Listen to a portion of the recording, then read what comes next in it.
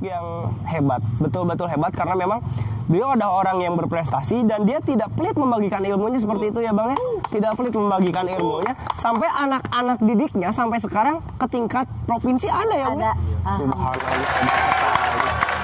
Dan anakku sendiri Oh, anaknya juga ya? Ya, atlet. alhamdulillah anak ibu juga atlet nasional. Alhamdulillah, subhanallah. Salam buat anaknya Bu Tuti. Namanya Caca. Oh ya, salam Fadila Caca. Dewanti, ya. Namanya panggilan Caca.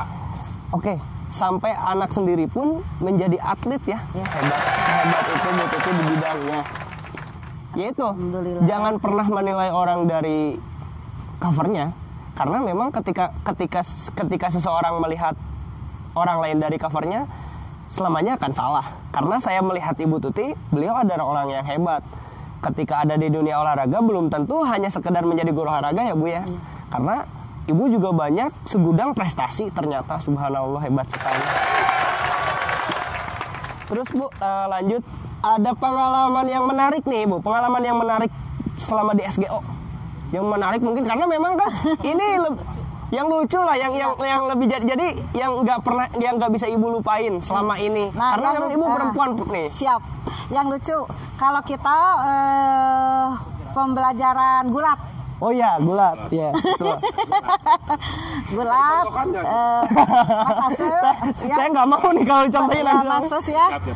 Oh iya, Mas Ase ya. Nah, kalau gulat, ya pengalaman gulat, kan kata nama gurunya itu Pak Asep ya. Pak Asep. Kalau gulat kan kita itu tidak mau ya kalau disatuin sama laki-laki. Ya, perempuan nggak mau ya. Nah, emang diizinkan, boleh sendiri, tapi kita harus menjatuhkan, kalau gerakannya harus menjatuhkan badan sendiri. Iya, jatuhan. Nah, itu. Sampai sekarang, teringatlah waktu Ibu mau, apa sih itu teh, namanya teh, ya mau mempraktekannya. Ibu tuh sampai ke jatuh tersungkur deh, hidungnya anu kena tekan atas. Makanya pesek ya, Bu. Oh, makanya pengek seperti ini. Hebat ya. Makanya dari situ ya. Oke, ternyata sisi lain lucunya Bu Tuti nih.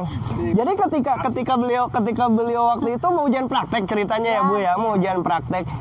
Jadi jangan salah, seorang Bu Tuti pun mungkin bisa menjatuhkan seorang Bang Rinto nantinya. Seperti itu. Ada yang lain Bu, cerita yang lain selain gulat?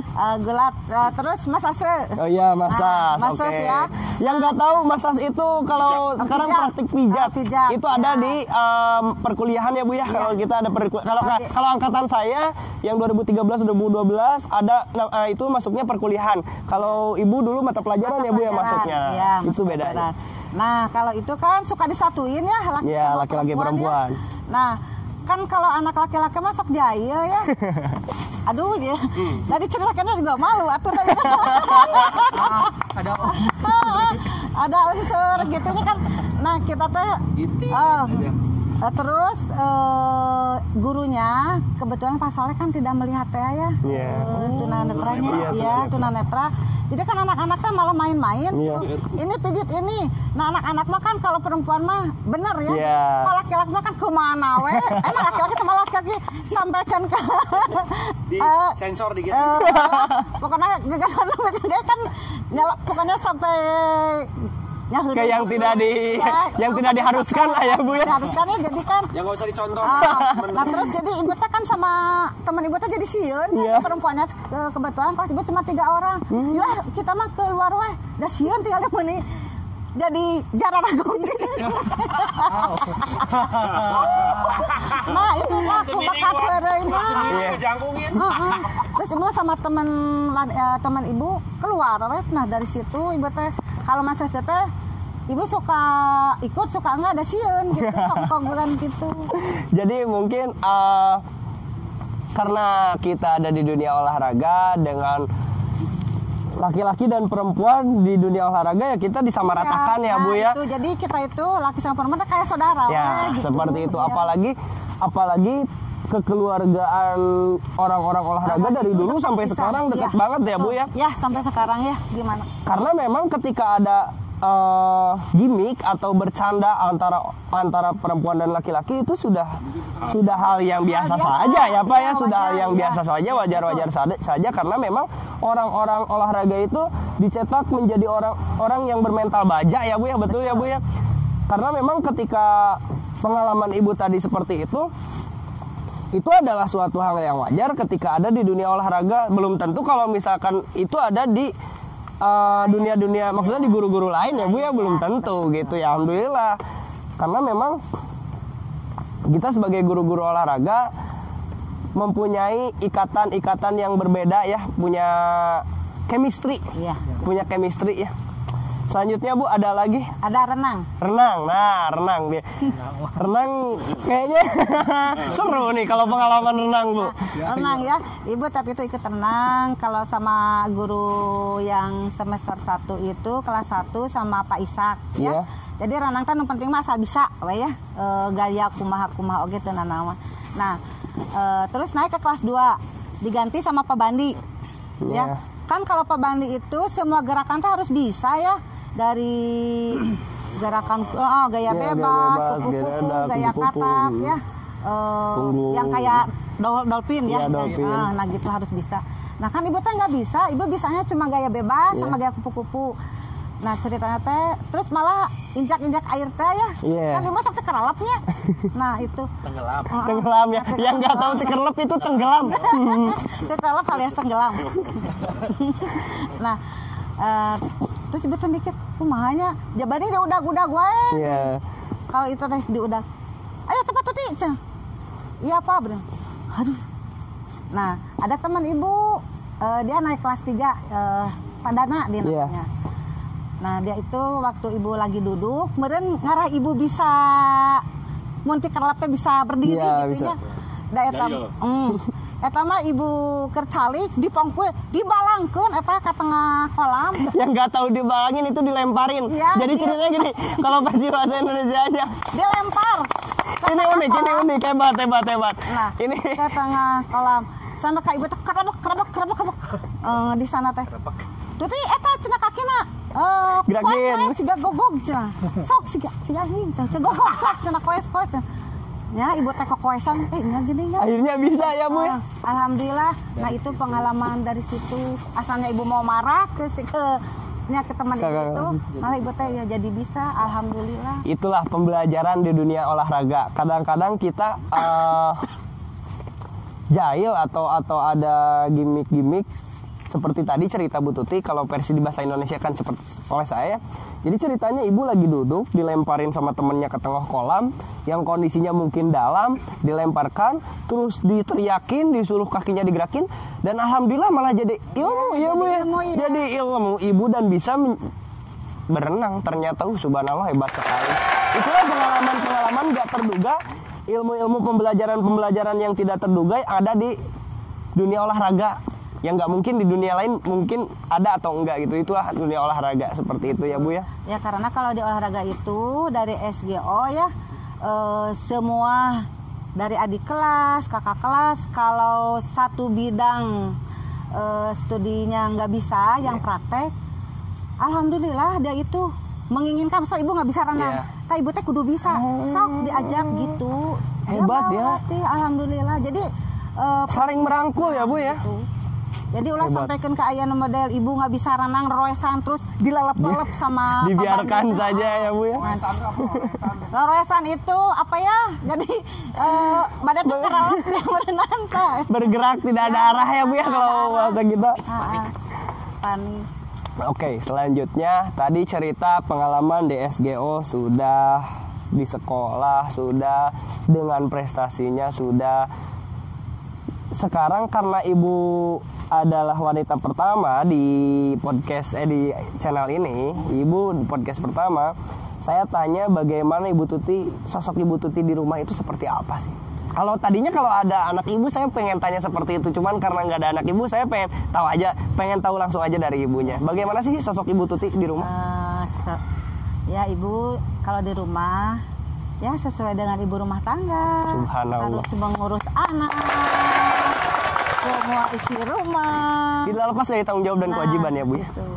Subhanallah. Walaupun ibu di walaupun ibu di rumah sebagai guru di sekolah sebagai guru, di rumah juga sebagai ibu rumah tangga ya. Biasanya megang raket, biasanya ya kalau di rumah udah megang susu. Megang susu kayak cukil ya. Terus ngakel, kadah nyangu, kadah masak. Harus ngakel, Kan harus. kita itu punya anak, punya suami. Kan mereka harus makan. Ya, betul, Bu, betul. Hebat ya, multi talent ibu itu.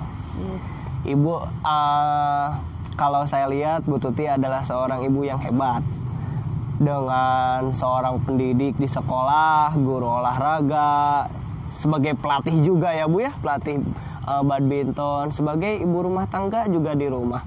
Subhanallah sekali. Dengan umur sekarang berapa Pak? 56. Dengan umur 56 masih fresh seperti ini. Itulah keunggulan orang-orang guru-guru olahraga ya Pak ya. Iya. Seperti itu. Keunggulannya seperti itu. Sudah nini. Sudah nenek-nenek katanya. Incu ge tos tilu. Ibu Tuti umur 57 dengan mempunyai cucu 3, saya rasa sekarang masih sehat-sehat saja ya Bu. Kemana-mana pakai motor sendiri, hebat gitu. Itulah kehebatan orang-orang olahraga atau guru-guru olahraga dengan fisik yang hebat karena mungkin setiap harinya bergelut dengan aktivitas olahraga ya Bu ya. Iya, aktivitas olahraga sama aktivitas rumah tangga. Di rumah tangga juga tuh. Makanya Ibu sehat aja, bugar aja ya Bu ya. Oke Bu, sekarang kita ngobrol ke pendidikan nih. Kita ngobrol ke pendidikan ya. Tadi sudah dikupas sedikit tentang pengalaman siapa sih Bu Tuti itu, bagaimana Bu Tuti itu, bagaimana Ibu di lapangan dan di rumah di sekolah pun. Sekarang saya tanya masalah pendidikan Ibu. Menurut gini Bu, sekarang masa pandemi nih. Sekarang masa pandemi. Menurut Ibu bagaimana sih pembelajaran khususnya PJOK ya Bu ya? Khususnya pembelajaran PJOK di masa pandemi ini seperti apa Bu menurut Ibu? Pembelajaran PJOK yang diselenggarakan Ibu ya, yang selama ini dalam suasana COVID ya. Iya, betul. Nah, Ibu mengikuti anjuran dari pemerintah. Ya, betul. Terus Ibu juga ikut sama KKG PJOK Sukajadi. Bagaimana caranya supaya Ibu juga bisa untuk memberikan pembelajaran ke anak-anak selama COVID. Betul. Nah, khususnya ini ketuanya. Ya, hebat ya. nih. Ada ketua duduk di antara kami ya. Ada ketua kecamatan. Sama dia. Ya, jadi memang untuk pembelajaran kita pun di sini di YouTube channel ini kita menyediakan pembelajaran ya Bu selama masa pandemi, dan Ibu Tuti pun jangan salah lah, Bu Tuti paling aktif apa-apa. Bu Tuti datang paling awal. Walaupun harus Sherlock ya Pak ya. Nah, Bu Tuti tuh. Malu, Sherlock udah. Nih. Nah, itu kehebatannya Bu Tuti. Kalau udah ada kegiatan setiap kegiatan di kecamatan, Ibu itu paling depan. Garda terdepan ibu-ibu itu Bu Tuti, Bundang, Wendang, Bunung dan lain-lain itu udah paling depan ibu-ibu. Kita yang muda-muda kadang juga kalah ya. Iya, Kita yang muda-muda kadang-kadang kalah ya sama yang semangatnya kalah sama ibu-ibu. Pesan dan kesan Ibu terhadap sekolah dulu deh, di sekolah. Pesan dan kesan Ibu di sekolah, pesannya untuk sekarang seperti apa dan kesannya Ibu selama di SD Sejahtera seperti apa? Kesannya alhamdulillah ya. Semua baik-baik saja. Terus murid-muridnya selama Ibu mengajar mengikuti ya apa yang diarahkan oleh guru, yang diarahkan juga oleh Disdik dan teman-teman yang lain ya, oleh dinas. Terus untuk pesan Ibu buat anak-anak muda, jangan patah semangat. Terima kasih Bu. Semangat terus ya, berkarir terus ya. Siap. Cari prestasi. Siap buat Bu. kalian di masa depan. Bagaimana cara Ibu menghadapi atau cara Ibu mendidik anak-anak? Kan banyak nih di kelas ya, di sekolah gitu, khususnya di sekolah. Bagaimana cara Ibu menghadapi anak-anak yang begitu banyaknya dengan karakter yang berbeda-beda? Bu, kadang memang Kenapa saya bertanya seperti itu? Karena pertama itu akan menjadi pembelajaran kita ya Kang ya, di guru-guru muda gitu. Mungkin menjadi ilmu dan pengalaman juga untuk guru-guru yang lain, untuk subscriber yang lain juga, untuk ilmu yang lain.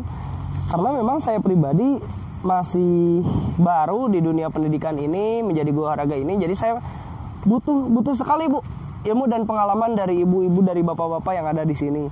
Nah, bagaimana Bu cara ibu menghadapi anak-anak sebanyak itu dan karakter yang berbeda-beda? Caranya ya, kalau kita memberikan pembelajaran ke anak, yang nomor satu apa yang akan kita ajarkan. Iya. Nah, terus kita lihat anak ini gimana karakternya. Iya, betul. Nah, kita itu yang penting mah harus sabar ya, harus sabar. Karena kan anak-anak itu masih dalam proses. Ya, dalam proses. Kita jangan, itu bisa misalnya. Nah, nggak bisa ngejudge anak seperti itu ya Bu ya.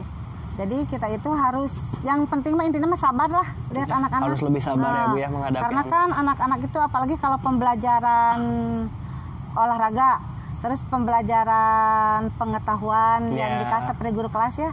Nah kan karakter anak itu juga kan sama, berbeda-beda. Berbeda, iya. Jadi betul. IQ anak ya, kita itu jangan disamakan. Sih mah pintar, nggak jangan bisa gitu. Selalu menyamakan. Nah jangan. Betul. Yang penting mah jangan menyamakan kemampuan anak yang satu dengan yang lain. Betul. Setuju itu Bu, saya setuju betul. Iya, karena anak-anak itu ada masa pekanya. Karena memang kondisi anak pun ya Bu ya punya kemampuan atau hard skillnya masing-masing ya Bu ya, belum tentu di bidang itu sama semua ya Bu ya, betul. Pasti di sisi lain dia ada yang lebih. Kemampuan yang lebih ya Bu ya, betul. Tuh jadi kan lumayan jadi ilmu buat saya Bu, kepake juga nih. Sabar. Terus kan ada anak itu ada masa peka, ada masa transisi. Ya. Nah, betul. Yang penting mas sabar nomor satu. Itu untuk guru-guru olahraga, khususnya guru olahraga, begitulah tips atau cara menghadapi anak yang dengan jumlah yang banyak, dengan karakter yang berbeda-beda ya, begitulah. Karena memang kalau misalkan tadi ibu bilang ibu mau ada guru jadul, ibu guru jadul, kita sekarang guru milenial. Tapi tidak bisa dipungkiri ya Kang ya, tidak bisa dipungkiri karena kita pun guru-guru angkatan sekarang perlu sekali pengalaman dan pembelajaran dari guru-guru jadul. Jangan salah, itu penting loh. Karena kadang-kadang kita suka bingung juga kalau pembelajaran sama aja ya Bu ya, aja semua, cuma cara mendidik dan itu makanya saya perlu Bu nih ngobrol sama. Kayaknya udah podcast ini lanjut deh ngobrol pribadi ya Bu ya. Ngobrol berdua nih kayaknya. Karena memang saya pribadi sangat membutuhkan Ibu. Ya mungkin saya melihat Ibu adalah sosok yang hebat, Ibu adalah sosok yang kuat dengan segala bidang prestasi dan segala macam kekuatan dan kegiatan Ibu. Terakhir Bu, untuk pesan-pesan Ibu untuk kami semua yang ada di sini. Jangan salah, di belakang kamera banyak orang loh ini. Untuk kami guru-guru Kecamatan Sukajadi, ada pesan Bu yang akan disampaikan? Janganlah pernah menyerah ya. Kamu harus tetap semangat, lakukan yang terbaik. Terus sabar dalam menghadapi anak, karena anak itu macam-macam karakternya. Jangan disamakan kemampuan anak satu sama yang lainnya. Oke Ibu, terima kasih banyak sudah hadir hari ini. Insya Allah Ibu, kita nanti ngobrol lagi di belakang Bu ya. Ibu semoga sehat selalu. Amin. Dilancarkan segalanya. Salam buat keluarga Ibu juga dari kami, guru-guru Kecamatan Sukajadi. Oke, terima kasih banyak. Jangan lupa like, comment, and subscribe karena itu gratis, bro. Nanti untuk teman-teman subscriber kami yang di luar kota juga ada, Pak Ugun. Kemarin ada teman saya yang di luar kota ceritanya minta video pembelajaran, saya kasih. Ternyata alhamdulillah supportnya juga bagus gitu. Nah, untuk teman-teman yang ada di kota Bandung, yang di luar kota juga, yang mau datang silaturahmi ke kita, boleh silakan datang. Lokasinya ada di SDN 136 Sukawarna di Jalan Sarijadi. Nanti ada kontak person di deskripsi di bawah. Kita open minded, kita open house di sini ya. Kita ngobrol, kita sharing, kita berbagi pengalaman. silakan, atau mau podcast juga seperti ini mangga silakan, karena kita di sini terbuka membagi pengalaman, membagi pembelajaran untuk masa depan para generasi selanjutnya ya Bu ya. Oke, terima kasih banyak. Jangan lupa like, comment, and subscribe. Kita kembali lagi nanti di acara Ngabri Ngaliung Bari Seri.